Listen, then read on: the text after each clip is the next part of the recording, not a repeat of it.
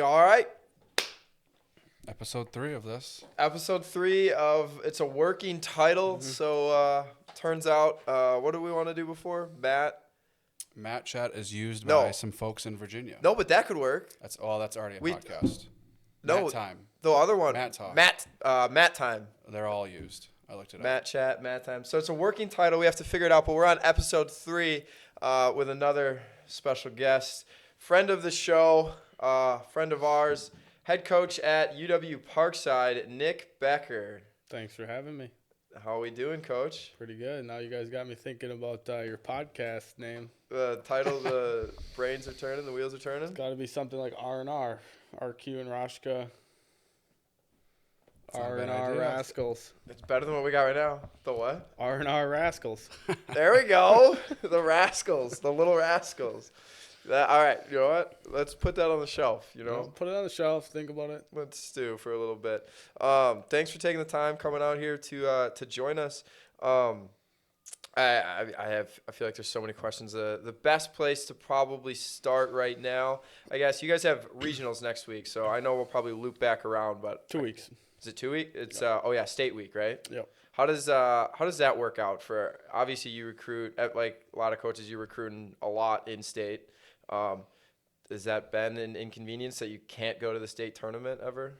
It sucks. Obviously, like you want to go out there and watch the guys that you're recruiting reach their goals, or the guys that already committed or signed, obviously, to Parkside, but nothing you can do about it, right? So, we do what we can.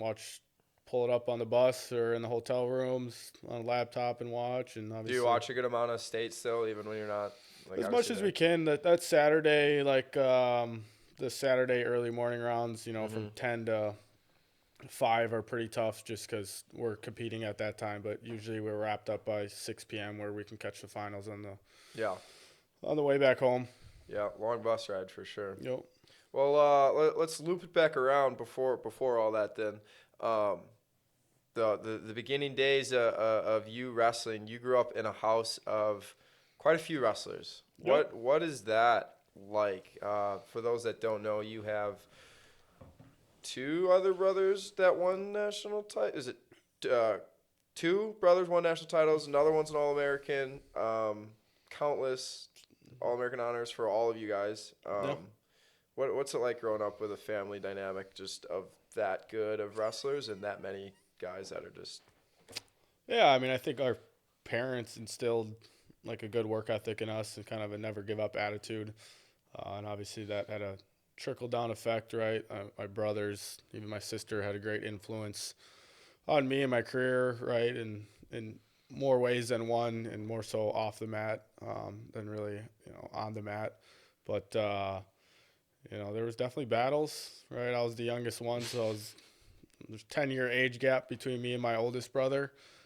So I was pretty fortunate that when I was in high school, my brother Brad helped out with the Hartford High School program, and my brother Kyle was coaching at Concordia University in Mequon at the time. So like a lot of the off seasons, I would jog up to Concordia, get some workouts in there. So they were fully supportive, right? But as far as like the household goes, and like I said, my parents. A lot of living room scraps, and there were some living room get in scraps. trouble a little bit. Yeah, I mean, we had a wrestling room in the basement, but most of the battles took place in the living room carpet. And then my dad would scream and go in the basement. That's why we have a wrestling room. But probably like most wrestling families that have a lot of brothers, right? Yeah. Tensions get heated. Sometimes it might get a little wild.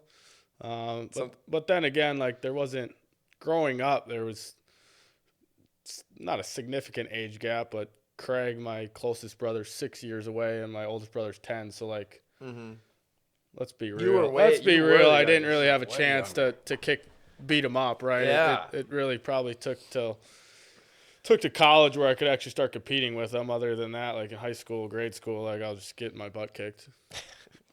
Were you an accident then? 6 years later? Kind of, yeah. I mean, you're talking to an accident baby here, man. So, well, there's only 3.5 years between me and my sister. Okay.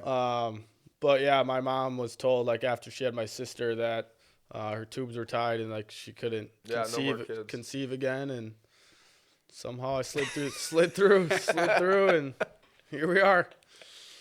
Well, that's I suppose we're thankful for the doctor being wrong because I guess so. Yeah. now you're here. But I feel like just growing up with that many siblings, I didn't have the pleasure of that. Jake, I did not have that. yeah, I feel like it's just like the brands. They talked about how they had the like their wrestling room in the basement, and it was just like full of blood and holes in the walls and stuff like that. It was, I mean, it wasn't maybe not that extreme, No, but I mean we didn't have blood flying on the walls.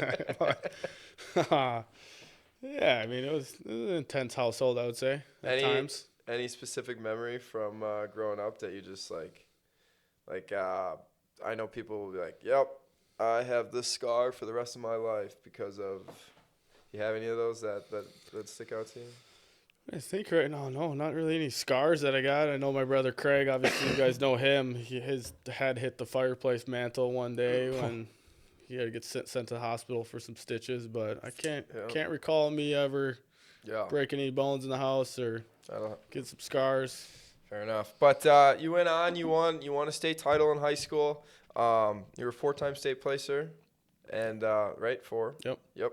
And you went to Division I. That's Jake and I were kind of talking about this. You went to Division I in Central Michigan. How did you end up there? I'll start there. It's actually a really I don't think I've ever been asked that before, at least in a while. But my junior year of high school was when Ben kind of came back to Wisconsin and opened up the first academy with John. So. That was only 25 minutes from my hometown, so I started training with Ben, and then it got to the point where like I was taking college visits, and I had AA'd at Fargo my senior year in freestyle and Greco, and so that kind of put me on the map a little bit. But I also took 5th place as a junior at state my junior year. So. Oh, so right after state, you ended up AA'ing at Fargo. Yeah. So I wasn't highly touted recruited, but I was probably top 15 in the country at the time, and then just conversations. I took some Division II visits, a couple Division I visits, and then one day like nothing was panning out. I mean, it was probably I don't know at this time, March or April maybe. I remember Ben pulling me into the office, and he's like, "All right, we're going through a list of all Division I schools," because I had made up my mind that I wanted to go Division I. And he's like, "Let's go through the lists. You tell me if you could see yourself there or not." And then he just started reached out to Coach Borelli. I took a visit there, enjoyed it. Do you remember what schools you took Division I visits to? Yeah, I went to North Dakota State a couple times. Took a visit to Nebraska. I think eventually it ended up coming down to either Nebraska or Central Michigan, and there was some familiarity with Central Michigan. Coach Diali at BAM as well. He wrestled there, had a successful career. I wrestled with him a little bit in high school too. It was a little bit more of a drive for me to get to them, but so there's familiarity with the school. It wasn't too far away from home, 5.5, 6 hours, so it's not like I had to fly. Sure. That was kind of important to me. Yeah. And I wanted to chase a Division I dream. Going in, I didn't really think I was kind of oblivious, maybe a little bit. I didn't know what to really. Did they offer you a scholarship to go? Yeah, it was offered scholarship. And then it's just took the visit there, liked it, and. Yep. And I don't think I ended up committing until June, so I was like really late. Really late. Didn't even have a roommate or anything. Did they move you out there right away to start training like they do now with the whole summer training plans? I want to say maybe in August I moved out. Okay. I remember maybe start of school. I can't remember. That's super late. Yeah. Were you looking at schools at all before? Did you before Fargo All-American? Maybe just like placing at state and stuff. Like, did you know you wanted to wrestle in college? Were you looking at schools? Yeah. I took. In the fall, I think I took a visit to North Dakota State, and then St. Cloud and Mankato. And then I just didn't feel the fit at those schools for me, and for this, that, or the other thing. Nothing against those schools, but it just wasn't what I was looking for. And Really wanted to focus on my senior year too. Focus on the state title, win a state title. That was one of my goals that I didn't accomplish. So. But you committed though June of your junior year, No, like going into senior year of high school. June of my senior year. After you finished senior year of high school. Yeah, I went to duals. I think junior duals. Maybe That's it was a couple weeks before junior duals. Okay. Yeah, it was a couple weeks before junior duals. I committed because I remember Coach Borelli. That was when I was still in Oklahoma. He was down there. Yeah. I remember that.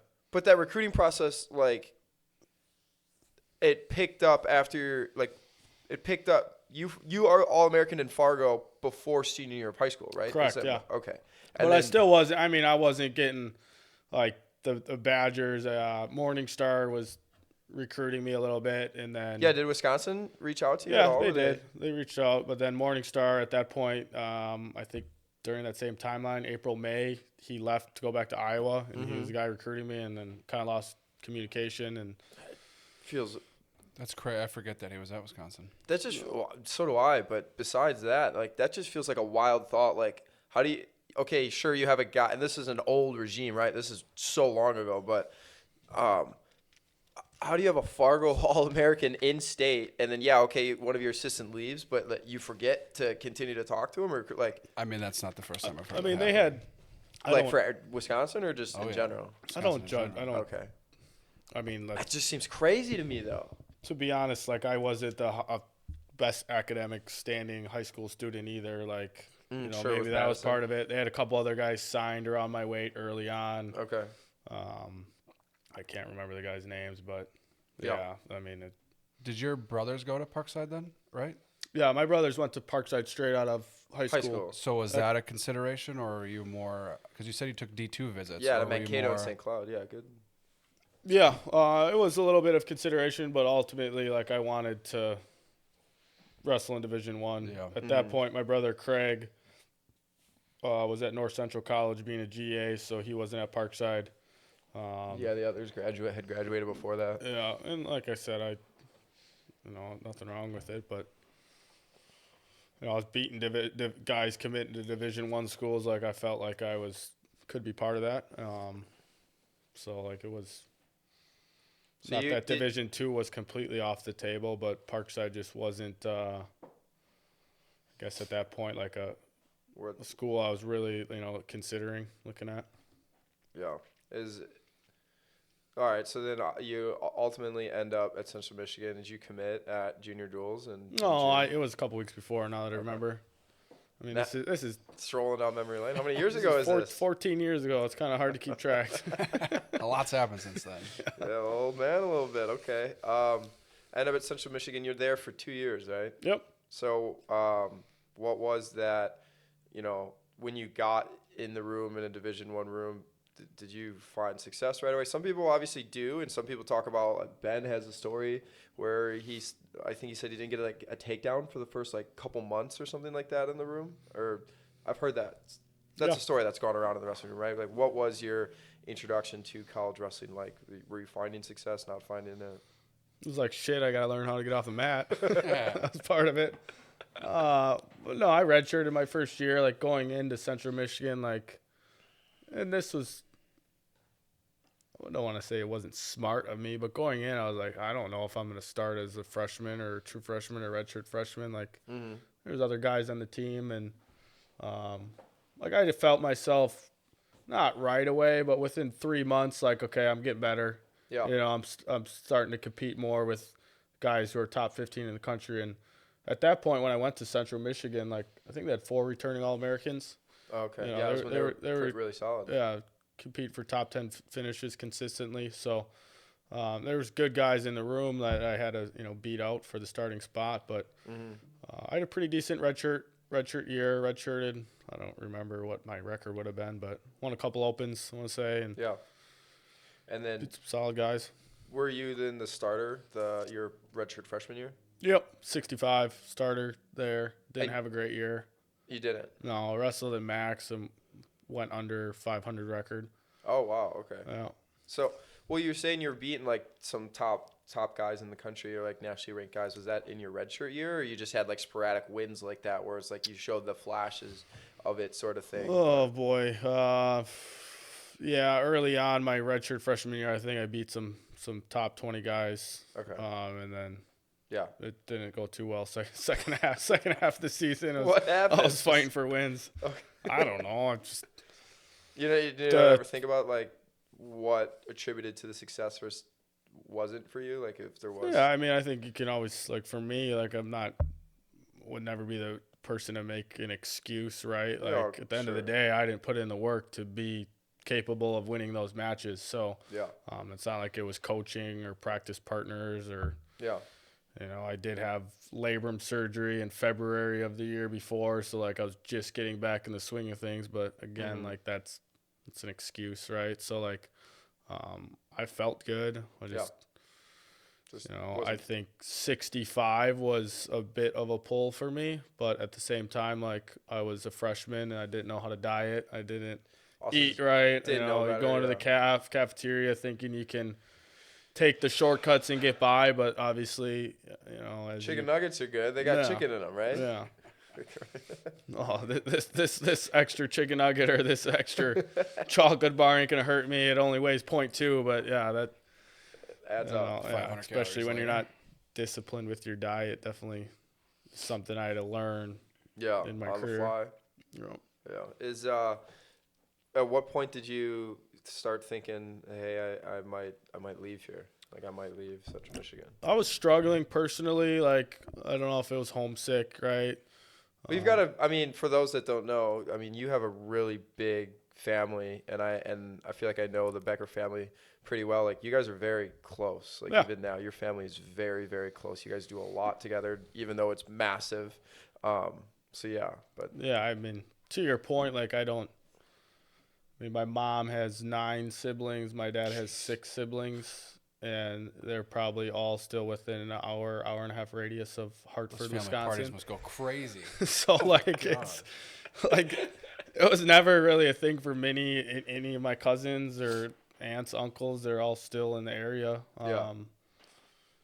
Which like I think homesickness too is part of growing up, right? Sure. Maybe if I stuck it out, I would have had a great career, but I was struggling, like I said, with the social aspect of school and the academic piece. But really, the big part of me coming back to Wisconsin was my brother Craig. Then, But he knew you were having those struggles, so he he was like come back and help you with that sort of thing, or yeah, absolutely helped me, right? Yeah. But he wasn't at Parkside before. before, right? Yeah. Said he was at North Central as a GA. So my second year at Central, Craig went back to Parkside, got hired at Parkside. Mm-hmm. So that was kind of, I didn't even take any visits. So you knew you were going to Parkside. I knew I was going there, yeah. Once you, do you remember when? I know it was 14 years ago. Do you remember when you kind of got to that point where you're like, I'm going to leave? It's probably like June. Or At the end of the year? Yeah. After Yeah. that year was over or whatever? You're just like, for whatever these reasons are, or a combination of them, I'm going to head back to Wisconsin. Yeah. Okay. It was tough. Like I had good Yeah. memories, good teammates. I love my coaches there. It's Yeah. at the end of the day, like the fit for me was more at Parkside. When sorry, Jake, if obviously No, just keep jump going. in. When you came back, did you have expectations for yourself when it came to like wrestling or like that sort of thing? Because obviously we know like the career you ended up having, but I feel like sure you can have confidence in yourself, but I feel like it'd be a lie to say like, oh yeah, I plan on going undefeated and winning a national title every year. Like, what did you think of yourself going back? Where maybe you were there, but mentally, but what were your kind of expectations going back to transferring back to Division II? Moving back home. What was that for you? Yeah, I mean, I think my goal was always to be a national champ, right? Sure. And I didn't really know where I stacked up with like Division II competition. Like I was Okay. in Division I, like I had some good wins, some terrible losses, right? Like, but I knew like if I was in the right headspace, doing everything right from conditioning standpoint to my diet to my wrestling, like I could probably compete with anyone. Yeah. So I the goal is always to be a national champ. Was the goal ever to go undefeated? No, I think that just Happens came the way. along, like same preparation, just being disciplined throughout that process. Not really ever, and my coaches I think did a really good job of it too. Like don't ever remember talking to my coaches about like, oh, you're at win 60 now. Like it was never Never like that. brought It was up. just like, all right, next match up. We're preparing for this competition. Do you ever? I won't say who, but I know there's uh, there's been people that like coach where they're undefeated, and it's like, man, you feel like the pressure's getting to them. I'm sure this is a lot of coaches have probably gone through this. Where like it feels like, and you, high school, you probably experienced this. Is like, was there ever like that point where you're just like from the coaching side of it, you're kind of like, kind of wish that guy would take a loss so he doesn't have to feel the weight of being undefeated anymore. Did you ever feel like you felt that at any point, like going into winning one of the national titles or like along the road at all, where you're like, damn. It's like, damn, I'm If I didn't have gonna to- take a loss here today. Yeah. No, not that I'm gonna take a loss, but like, did you feel the I can weight of say like, I've damn, never felt I'm that. still. Maybe they didn't say it to you, but you're like, I'm still undefeated, or like you just felt the pressure of like I can't lose versus like going out there to win. You're just like I can't lose. Did you ever have that mindset kind of invade? Yeah, I think those are thoughts that run really through it, like you guys, right? You Jake, always have negative thoughts sometimes run through your head before competition. I think that's natural of sure. any wrestler, right? You're gonna have doubt creep in sometimes, and we're just replacing those thoughts with positive thoughts, and whether you're hurt, sick, injured, just give it your best effort. There's definitely matches where like I could feel the pressure, right? And I think most pressure was felt probably my senior year. Really? Yeah. Like it just got to the point where like it was just like more of like I remember walking off the mat my last year and I was like just said to my brother, I'm like, what a effing relief, like not that I wasn't excited and happy, right? But there is a sense of relief, like when you win a state title, it's like I did it, right? And Yeah. like there's a weight lifted off your shoulders, and going from like my sophomore year to my junior year, there was definitely like a relief maybe for like a day or two, but then it would always be like, You're all right right, back to it. yeah, someone's coming after me. Mm-hmm. And I think Ben did a good job with that of me too. Like, I remember, I always say like, throughout, like I've had a lot of coaches in my life, but like I can always like pinpoint like a few conversations that really stick out to me, right? Like, Sure. I think a especially, lot. yeah, like when you guys have like a coach growing up, like, or even in college, right? You have conversations sometimes almost daily, right? And looking back at it now for you, like, you don't remember every one of those conversations, right? Yeah. It's kind of those important few ones that really stuck out. And I remember Ben just saying something to me like after my sophomore year, just because you won one doesn't mean you can win two, and it's always tougher to win the second one and then the third one. Yeah. So Did you work with him a lot, even when you were back in college at Parkside? Did you spend a lot of time talking or wrestling with Ben? Ben and Max, yeah, both of them. You did. You just travel up there to. I was coaching at AWA at the time, so Oh, it was okay. kind of. I didn't know that. You're an AWA. You used to coach there. I did not know that. Yeah. Just- Fishback used to too. Fishback Okay. used to coach at the Mequon one. I can't remember if I was splitting time with Mequon and North Shore, but I remember being So- at North Shore more than I was in Mequon. But I was definitely in Mequon too. It's an hour drive, right? Were you doing it during season or just out of season? You were driving up there and. More so out of season fall, and then you guys probably know, but everyone else doesn't. Like my junior and senior year, I only wrestled second semester. Yeah. So that fall, I was on my own for training. At that time, I want to say Ben was competing. Oh, MMA? fighting. Yeah, he was in the thick of it. He was, yeah, that was when he was. Did you wrestle with him a Bellator. lot then in those falls, those 2 years? Yeah, probably at least once a week. In Okay. the fall, summer.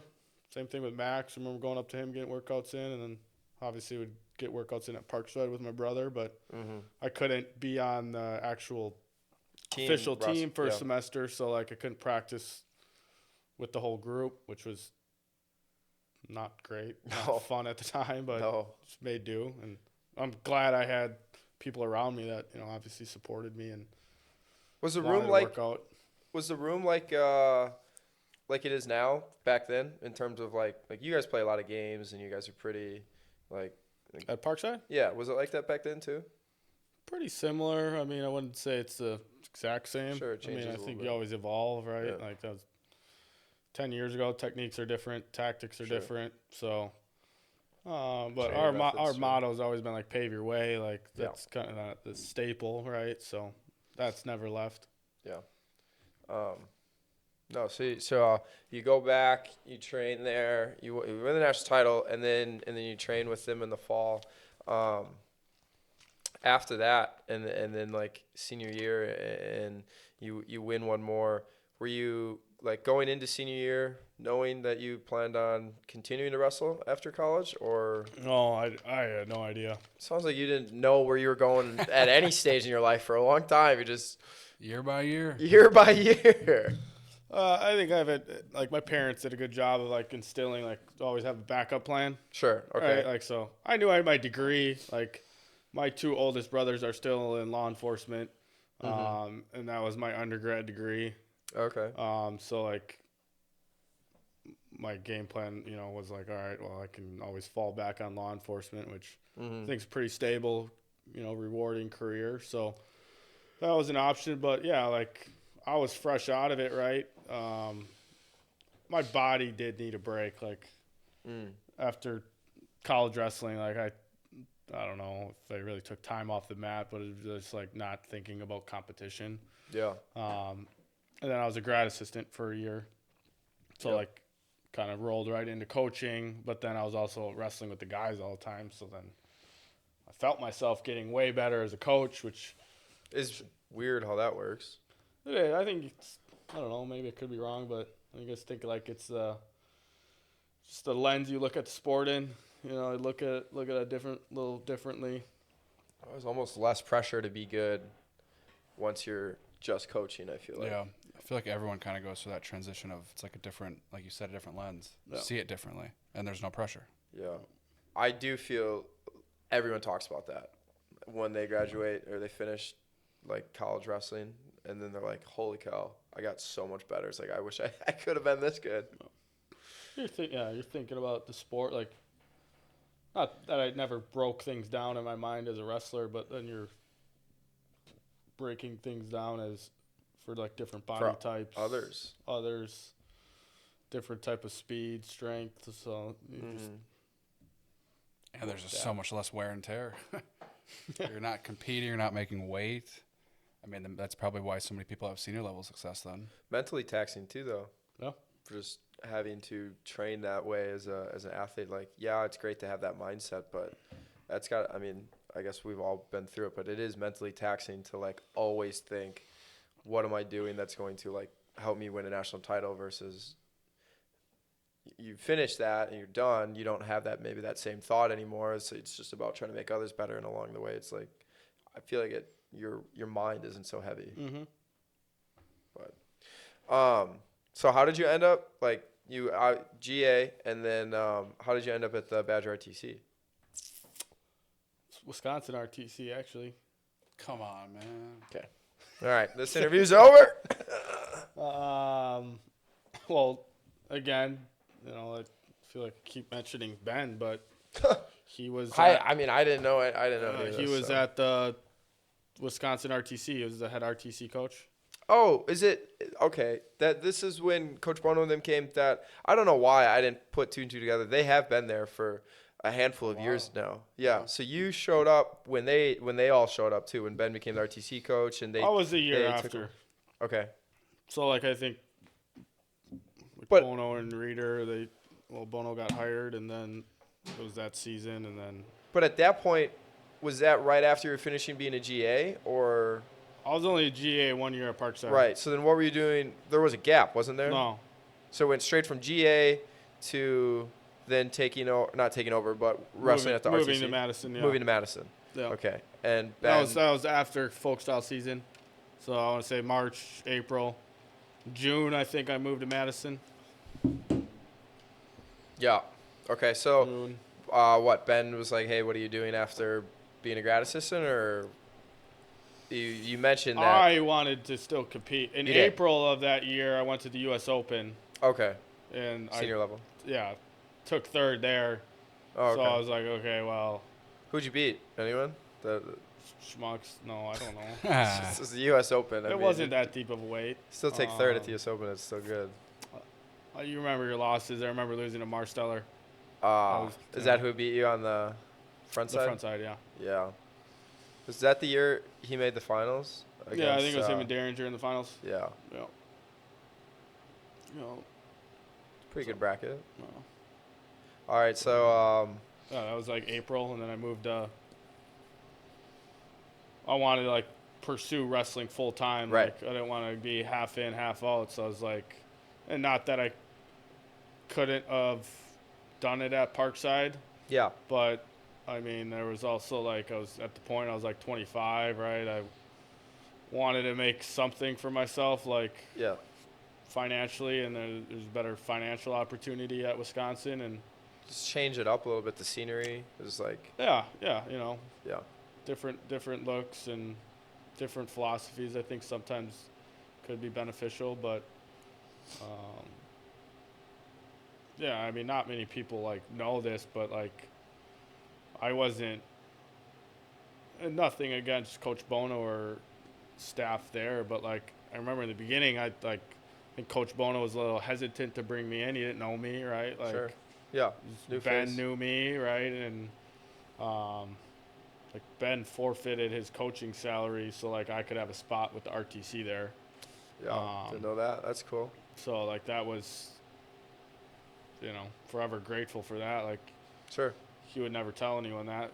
I mean, I think people should know like that's the type of guy he is, right? Yeah. But yeah. Then from there, I just wrestled there for a year. COVID hit. Remember, And- Yeah. I had rollerblades, a bike, some weight equipment. I mean, I think like the whole university was shut down. Yeah. There was nothing open. So I think I don't know, maybe hung out, trained on our own for like 6 weeks, 8 weeks maybe. Mm-hmm. Everything was still shut down. And then at that point, I was like, How long is this gonna go for? yeah, another part of that was like I went down to 74 kilos Yeah. that year because it was an Olympic year, Yeah. which was effing miserable. I was gonna say if 65 was hard, now you're made what is it 163? Well, it's Yeah. 3.3, I think. Yeah, so that, I mean, I had good support at Wisconsin with like nutritionists that helped me get down, but it was still Hard. it's hard. So then it was like everything was up in the air at that point, like, and I was making not a full-time living, so I was like, Yeah. all right. Made a call to some of my friends, like I think I'm done wrestling and my family, and started looking for jobs during the heart of the shutdown, and Which I'm sure that was a lot of fun. yeah. Oh, Yeah. Everyone's hired, yeah. What did you go straight into coaching then? No, I actually sold construction equipment for a year called Jensen Equipment. It's actually right 5 minutes over here. Really? no way. When I was driving here, I was like, dang, I didn't know. It's pretty close to here. Pretty close to the shop. That's some old memories in for sure. Yeah. So No, you- I enjoyed that. I mean, I was working with, blue collar type individuals, guys with work boots on some days, and then other days I'd have to dress up a little bit, have some more Mm-hmm. casual meetings, and no, it was Lot of fun. lot of windshield time in that job. Yeah. I mean, my territory was southeast Wisconsin, so a lot of my accounts were in Kenosha and Racine, Oh, really? which I was familiar with. So That helps. Yeah. Yeah. So did you have any intentions of going into coaching then, or how did that all come about? I always wanted, like, I thought I'd, like, coach high school, like, especially when I was started in sales. Like, I was like, You could help out at a high school somewhere. or, sort of thing. maybe be a head coach somewhere, like, Yeah. eventually. Yeah. But then, But you weren't doing any coaching at that time, right? when you were doing the I Constructions? don't think so. No, I mean, I was working all the time. 6 to 6 basically, Monday through Friday. So Yeah. I don't think I was coaching anywhere. Maybe going in the Hartford room once in a while, but I don't even remember that. Or Parkside room. I'd jog down to Parkside. So I didn't see you. I was there a couple times, maybe not. I don't know. I know Were you- that I Were would. you there before? Yeah. Really? Yeah. So that's a good. Well, that was weird though. No, That was a good 'cause now that I story. I think didn't about realize it, that. That's it a was good still the year that it you. was still COVID. Uh huh. Yeah. The year that So you wouldn't have been. Oh, You were just working. yeah. Because his first year, Nick's first year of sales construction sales at Jensen Equipment. Shout out to I guess Eric Jensen, Eric Jensen, state champ for Oconomowoc. Oh, perfect. Really? Let's sponsor WI Wrestle. Let's get him. Oconomowoc does? No, they're about to though. Oh, they sold the business, so Darn it. But so your whole year that you were there would have been my first year as a GA at Parkside. I believe. Dang, you get to Parkside and you got to deal with him? Hey, I recommend.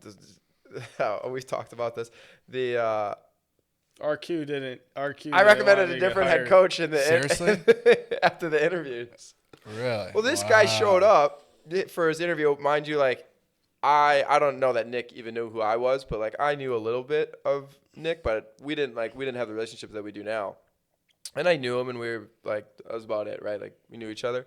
But he came and did his interview, and good dude. But like I just remember I couldn't get it out of my head like the visual. I was like, this guy's huge. I was like, this guy's a big dude. He's eating a lot of Quick Trip at the time. Were you that big? He was a big dude. He No might not want bigger to than this fat ass. Yeah, you act like right. You were probably like 215. What are you weighing now? 200? 180, pal. Yeah, right. He was a Wow, big fat guy. shaming. He was, oh yeah. I was like, this guy's so gonna be the that's head what coach? you. Hey, no, but hey, like I also was like this guy. I was in my head. I was like, Nick has never coached a college program or anything. And then the guy that I thought was good was he coached at a different. He's an assistant coach for a long time.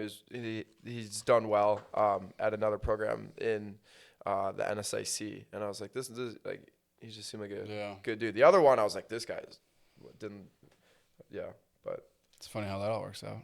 They asked me to rank him, so I put Nick second. Getting back to my sales and my weight. You make 163 down to weight for a whole year and then tell me you're not going to eat. I will, but I'm going to work out too. No. I'm closer to my college weight right now than you are. No. You're Well, maybe 57? you wrestled 74. Yeah. Well, I wrestled a tournament at 65. So Oh my gosh, no. that's You're not- more of a natural 49. no, too big for 49. That was way too hard. So you were 49. I did my first 2 years, and that was so hard. That was miserable. It went up, and I felt so much better. What do you weigh now? Fluctuate between 90 and 95. Yeah, add another like 30 pounds, and that's what I was looking at. This is big. You're a big guy. There is no point in my life where I've ever been 220 pounds. I know that. I very rarely ever tipped over 200. Yeah, no No. way. Absolutely. I remember when you I was came. still going to the gym. No, you were looking at it when you were driving by. No. Oh my god. I remember when his first year then when he comes in, he is the coach, and now I'm his GA. Yeah, what did I do? Kick your ass? Yeah, of Oh, course. sure, We're yeah. going live. That's not what we're talking about. The Actually, Craig would always beat you up. oh man, yeah, that sucked. There was a point where like I don't remember the exact date of the conversation, but Nick was like, "I got under 200 today," like after a workout. It's like, yeah, haven't seen that in a year. You're a hater. Oh, I was hating That's for what sure. an office desk job will do to you. You're the second that you tweak something running and you can't run no more. I see the way you eat. Oh yeah, You're gonna balloon up. I've done that, but then I just quickly changed the diet. Or he tears his hamstring and gets fat. Yeah. God. I see your road trip snacks. They're not healthy. That was yeah, that hurt too. That was while I was a GA still. The hamstring? Yeah, Yep. I remember that well. Unfortunately, Haven't done the split since, have you? not like that. Well. Not like that. Yeah. All right. So you let's take a step back here because Jake was saying he asked what you did with like after the RTC and you started working construction. You Parkside job just opens up. That was a wild time, by the way. I don't want to have to like get into that whole thing, but Corey, great guy. I know you like Corey. I like Corey. He stepped down as being the coach, and then I was there, and Craig was there. Obviously, Craig's having to do his whole thing of work every day, and I myself am just like, what's going on? And then there was like a whole incident that happened and stuff, and that was wild. And we didn't have a coach yet. And where did like along the lines, where did you start to fit in of like, I think maybe I'll apply to be the head coach at Parkside because we've talked about this before you came, but you don't just see people just get hired as a head coach without previous coaching experience. Like that doesn't happen. I feel like. Yeah. So what gave you the idea to apply, and then, it was kind of from that.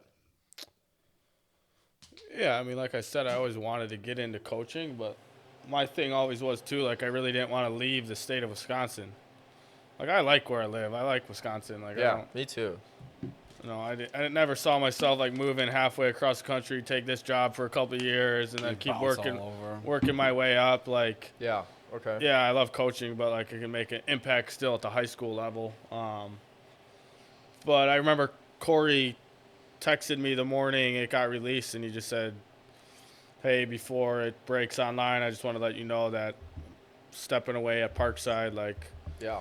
toughest decision of my life. My wife got a job in Green Bay. They had a baby newborn baby, so like both of their families were in Green Bay. It just like made sense from a life decision for them, and so I thought about it probably a couple days. I don't know. Then worked on my resume. I mean, the previous job I was in, like it wasn't like I need your resume. We're gonna have an interview. It was like just come by, let's hang out, grab lunch. Yeah. See get if a this feel is a for you. fit. So like, I wasn't prepared in that aspect of like having cover letter, resume, just preparing for interview like Yeah.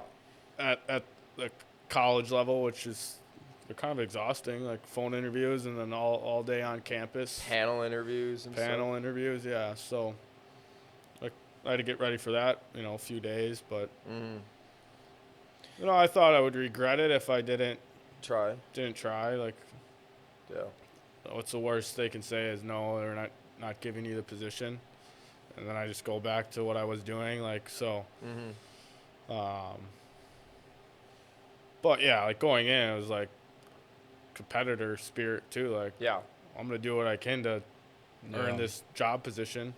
For Was sure. it overwhelming once you got it at first? Just like, I mean, you go from obviously you had the 1 year as GA, so I guess a little bit familiar with kind of some of the process stuff, I'm sure.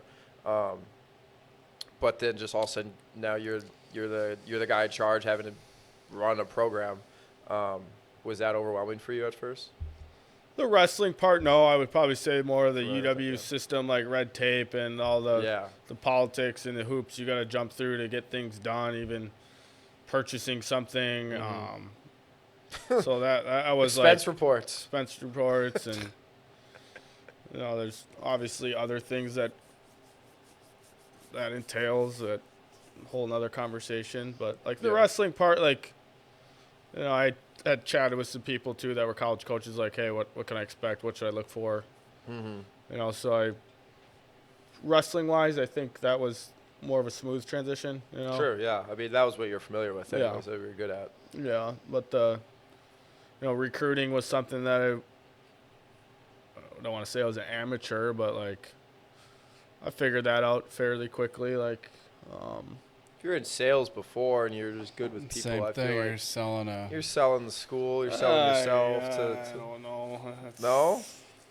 I don't like when coaches like have the mind, like the philosophy in recruiting like 16, 17-year-old, 18-year-old kids and have like a sales approach to it. Like, do some coaches do that? Yeah, but like at the end of the day, like what you see is what you get, and like what we tell you, like at Parkside, like no, we're not a campus with 25,000 people. Yeah. You know, we're not going to have block parties and big football game homecoming bashes. Like, Yeah. you know, we're a smaller knit campus. You know, like, you know, so if there was any like, I guess sales aspect for me in recruiting, it's just like, this is what we are. This is what we have. Like, Yeah, I don't need to sugarcoat it sort Yeah, of thing or try to yeah. like twist it yeah, to mold for you. yeah, Yeah, that's fair. It also probably helps though.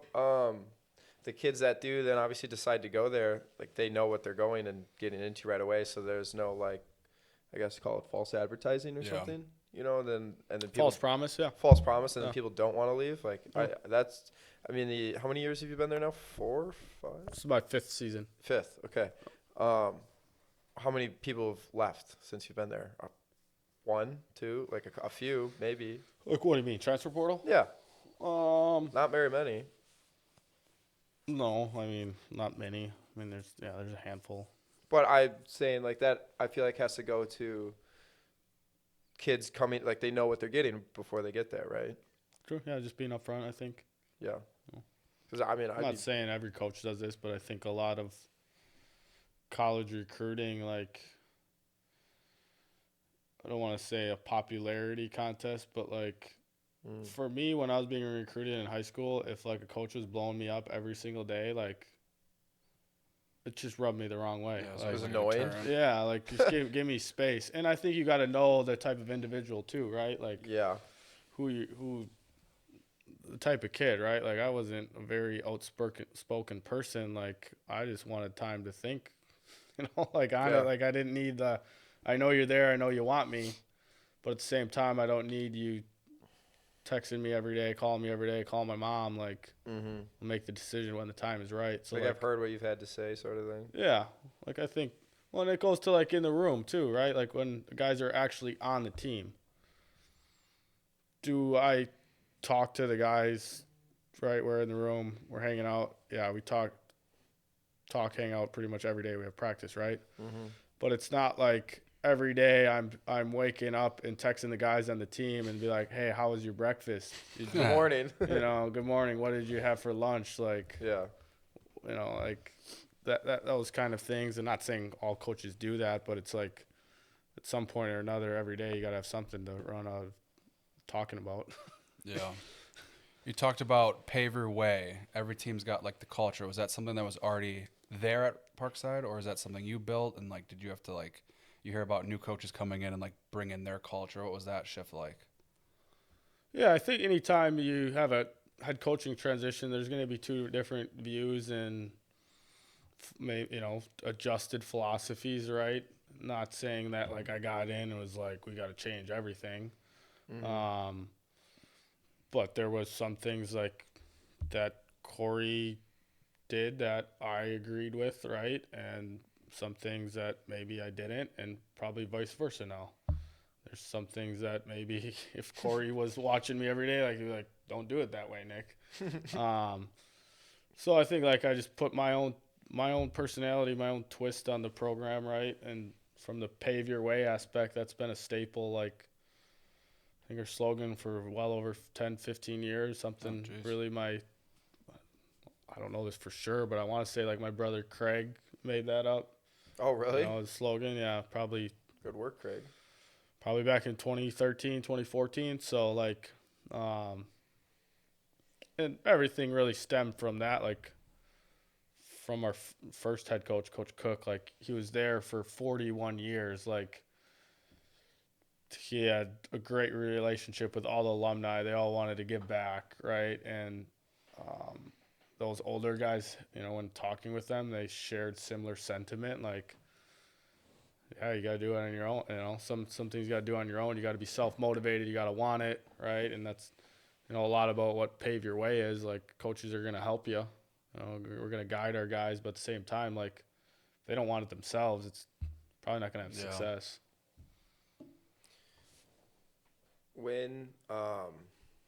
When you're there to now, has there been something from the coaching side of it that was kind of like one of those big hurdles that you struggled with that you've kind of like learned or adjusted with? Like one of the like a tough coaching challenge that you had? Yeah, I mean, I think just balancing the lineup and the guys on the team, right? And Like the personalities and sort of thing, or just like people are different, or no, not that. I just think in the beginning, like I was very focused on results in the beginning of the year, right? And looking back now, maybe there was some instances where I should have given other guys opportunity later on in the year, but I didn't just because it's what the you were one, rolling with all year. yeah, for an example, and nothing.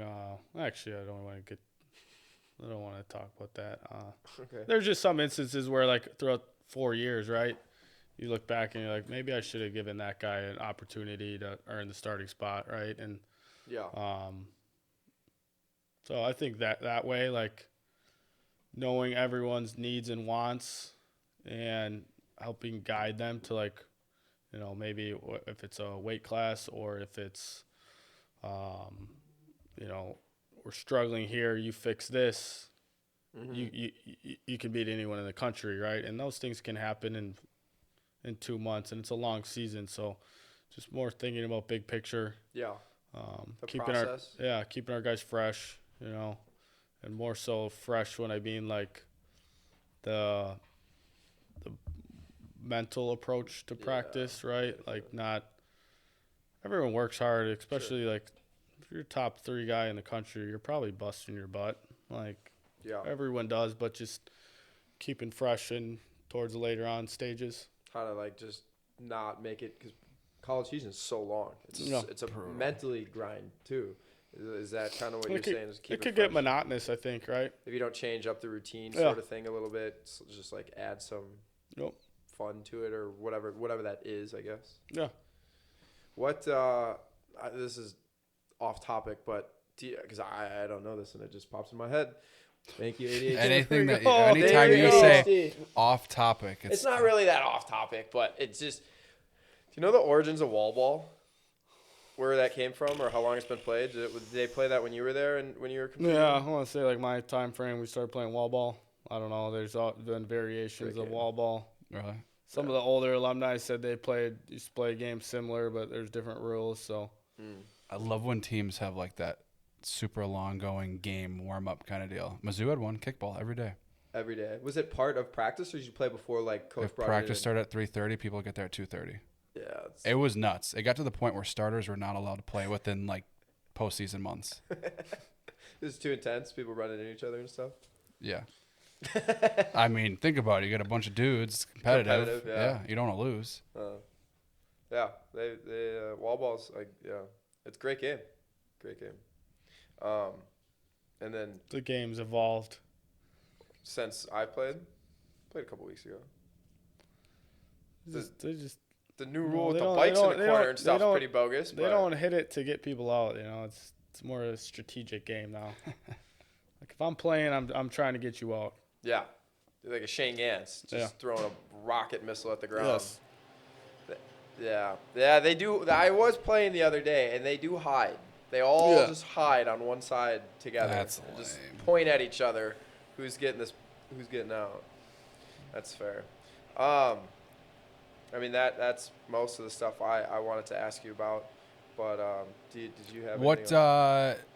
You see it, you get new groups of freshmen every year, obviously. What's the biggest transition or hurdle that those new guys have coming into a college room? Is it like a skill set? Is it something outside of the room? Like, have you seen anything in particular? Learning to train, my God. I mean, Learning to you train harder. Yeah. I feel like. Or what advice would you give that athlete that's going into that college room? Like, Yeah, I mean, I think everyone, right, and you know this, everyone's a little different depending where they come from. Could have some individual who comes from middle of Wisconsin where they don't have, not saying anything against it, maybe not a premier club that's training year-round, or they're a 3-sport athlete, they do wrestling for 4 months, have had so much success with wrestling, but at the same time haven't developed maybe a skill set, like you said, to be good at the next level. And a lot of the times that, bottom we see a lot, like guys struggling on the mat, but to your point, RQ, I think like work ethic and intensity of training, right? Like, especially by us, like we're not. I remember some high school practices, not many, but like a lot of days we'd be in there for 2.5 hours, and I think that's important for guys that are fresh in the sport, obviously to develop technique and actually learn. But when you get to college, obviously not everyone, but you got your fundamentals down, right? You know the basic setup to a single leg or a high crotch, and then guys that don't, well, then you work with them. But I point to it like in our college room, like we're not, very rarely are we ever practicing 2.5 hours. But like the time you're in there, whether it's an hour, hour and a half, hour 45, 2 hours, like make it worthwhile and intense. Like it shouldn't be lackadaisical. And I'm nothing against some high school rooms, but I feel like maybe, A lot of high maybe an schools hour. go A lot of forever. high school- Yeah. they go for 2 hours. I think 2 hours personally is too long of a practice. I mean, yes, you're going to have occasions. Don't get me wrong, where It you depends on you the- do have the a type of that is practice. that long. But at least for me, like I feel like a 2 hour practice wouldn't be, if I'm After a- running a room, they're not going to be that common. Like, yes, they will happen, Yeah. but they are not very common. I don't know if it's because I've been at the AWA system and coached there and stuff for so long, but like a 90-minute practice, I feel like you can get about everything you want to get in, and then sometimes you do have to go a little longer because technique took a little longer for guys to kind of grasp something, but also you can roll it over to the next day. So I've always felt like the 90-minute is a really good benchmark. Sometimes it's shorter, sometimes it's It's tough though, like as a high school coach, because you have guys that are raw, maybe their first year, yeah. but they're super athletic, and you see something in them and you want them to develop.